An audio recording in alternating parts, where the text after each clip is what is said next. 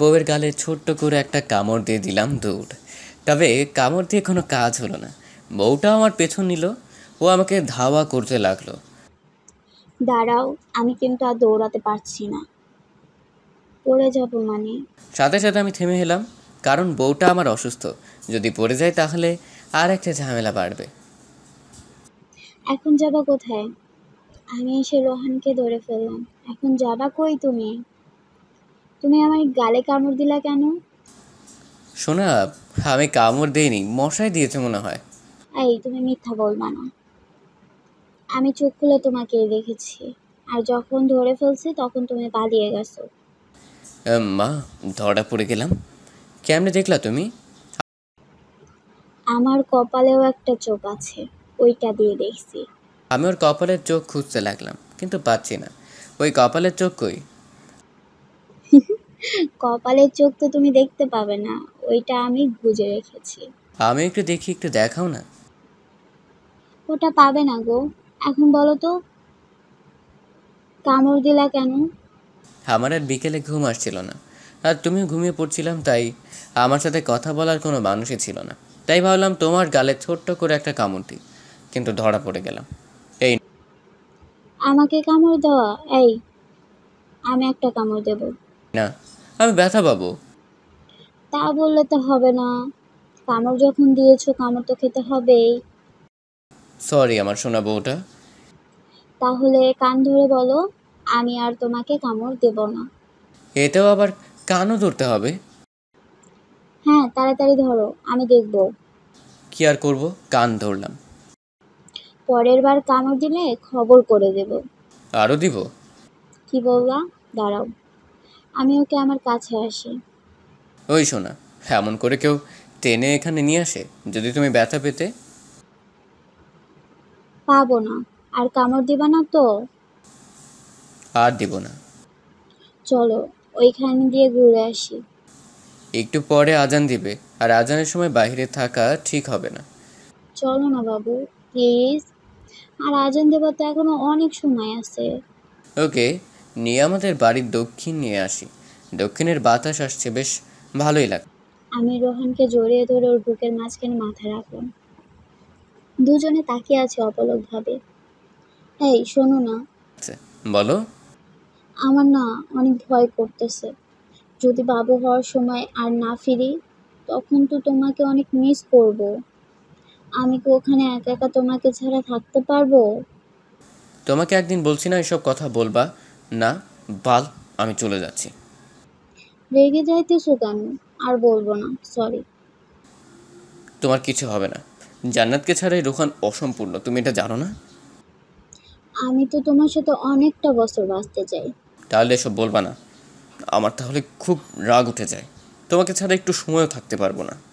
তাহলে চলো বাড়িতে যাই। ওর হাত ধরে বাড়িতে এসে পড়ি। তার কিছুক্ষণ পরে আজান দিল। মাগরিবের নামাজ পড়ে নিলাম দুজনই। আমি আরও বসে আছি বিছানায়। নামাজ পড়ে আমার জন্য কি দোয়া করছো? কি বললা? আমাকেও একটু বলো, আমিও একটু শুনি। তোমার শুনতে হবে না। আমি রোহানের কাছে এসে হাতটা ধরে বললাম, বলো না একটু শুনি। বলেছি যে হে আল্লাহ, আমার বউটা যেন সুস্থ থাকে, ওর জন্য কোনো কষ্টই না হয়। এত ভালোবাসো আমাকে? পাগলি, অনেক। দুজনে শুয়ে পড়লাম বিছানা। কিছুক্ষণ দুজনে শুয়ে থাকার পরে এসে আজান দিল। তাই আবারও নামাজ পড়ে খাওয়া দাওয়া করে শুয়ে পড়লাম। ও এসে আমাকে শক্ত করে জড়িয়ে ধরলো। তোমাকে জড়িয়ে ধরলাম, তাতে কি তুমি পেটে ব্যথা পাচ্ছ নাকি? কই না, আমার খুব ভালো লাগছে। আমি ওর গালে একটা চুমু দিলাম, তারপরে আমি ওকে জড়িয়ে ধরলাম। কিছুক্ষণ পরে রোহান আমার পেটে কান দিয়ে কি যেন শুনতেছে। ওই, কি করতেছো তুমি? আমাদের মনে হয় দুটো বাবু হবে।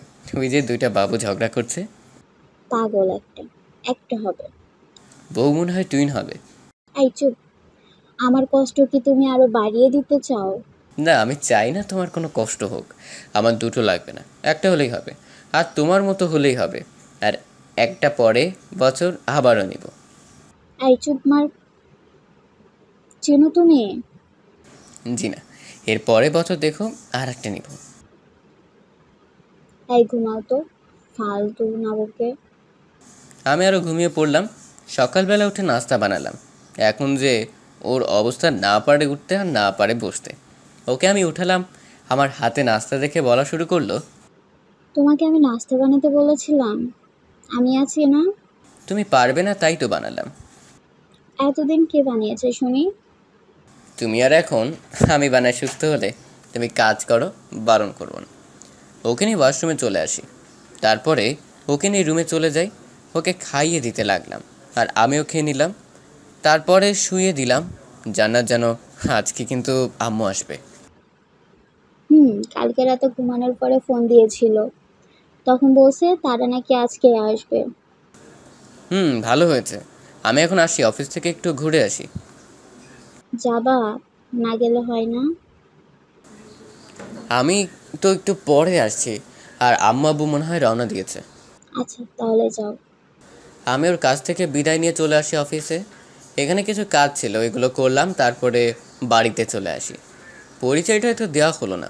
আমি রোহান, নিজের কোম্পানি দেখাশোনা করি। আমাদের বাড়ি বরিশাল, কিন্তু আমরা দুজনে ঢাকা থাকি। এখন এই কোম্পানি দেখাশোনা করি। আমি এমন একজন জীবনসঙ্গী পেয়ে সত্যিই অনেক লাকি, যে কিনা আমাকে অনেক ভালোবাসে। আমি বাড়িতে আসি, এদিকে আমার পরিবার আসলো। দেখতে দেখতে অনেকটা দিন কেটে গেল। এদিকে আমি বাবা হয়ে গেছি। আমাদের দুটো বাবু হয়েছে। আমার কথাই সত্যি হয়েছে, টুইন বাবু, একটা ছেলে আর একটা মেয়ে। এই তুমি আগে জানতে আমাদের দুটো বাবু হবে? হুম আমাকে বলনি কেন? তুমি ভয় পাবে তাই আর ভয় পেয়ে আবল তাবল বলতে তখন আমার কষ্ট হতো অনেক। তোমাকে নিয়ে ওই দিন ডাক্তারের কাছে নিয়ে আসছিলাম না, তখন তারা বলছে বাট তোমাকে জানিনি। শয়তান একটা। আমি এসে ছেলেটাকে কোলে নিলাম, কিন্তু আমি কোলে নেওয়ার সাথে সাথে কেঁদে উঠলো। দেখেছো, আমার ছেলে তোমাকে চেনে না। আমার ছেলেটা কেঁদে উঠলো কেন? মেয়েটা কোলে নাও তো দেখি কি করে। মেয়েটাকে কোলে নিলাম, কিন্তু কাঁদলো না। এটা কেমন হলো? মানে হলো ছেলেটা আমার, মেয়েটা তোমার। তাই না? ঠিক আছে, তবে আবার মেয়েটাকে কিন্তু অনেক আদর দিবা, আর ছেলেটাকেও। আমি তার বলতে? দুটো বাবুর গালে ছোট্ট করে একটা চুমু দিলাম। তারপরে বউয়ের কাছে চলে আসি। এসে ধরে ধরলাম। এই কি করছো? অনেক মানুষ বাড়িতে, ছাড়ো। একটু আদর করি না? তোমাকে একটু আদর করলে কি হবে শুনি? দরজাটা খোলা, আর রাতে আদর করবে, এখন যে কোনো সময় এখানে মানুষ আসতে পারে। তবুও আমি ওর কোনো কথা না শুনে ওকে এসে জড়িয়ে ধরলাম। তাকিয়ে আছি ওর দিকে, আরও আমার দিকে। অনেকক্ষণ জড়িয়ে ধরলাম, এর ভিতর ছেলেটা কেঁদে উঠল। এই বাবু কান্না করতেছে, ওদিকে এদিকে দাও তো। তোমার ছেলেটা কি আমার বউটাকে একটু আদর করতে দিবে না? আমি আস্তে করে বাবুর নাক ধরলাম। পুরো ওর আম্মুর মতো দেখতে। এই আব্বুটা কান্না কেন করো? জান্নাতের কাছে ওকে দিলাম, পুরো ঠান্ডা হয়ে গেল। এই শোনো না, বলো, কি বলবা? এদিকে আসো। আমি ওর কাছে এসে পড়ি। আমি ওর কানে মুখ লাগিয়ে বললাম, দুটো বাবু হয়েছে না, দুটোই থাকবে, আর কোনো বাবু নেব না আমরা, ঠিক আছে? এই প্রতি বছরের এমন করে দুটো হবে দেখো। ওরে শয়তান, দাঁড়া তুই, একটু দাঁড়া। আমি দৌড় দিয়ে বাইরে চলে আসি। এসে বসে বসে ভাবছি, পাগলি বউ একটা। আপনারা আমাদের জন্য দোয়া করবেন, এই দুটো বাচ্চা এবং আমার বউ নিয়ে যেন অনেক সুন্দরভাবে বাকি দিনগুলো কাটাতে পারি।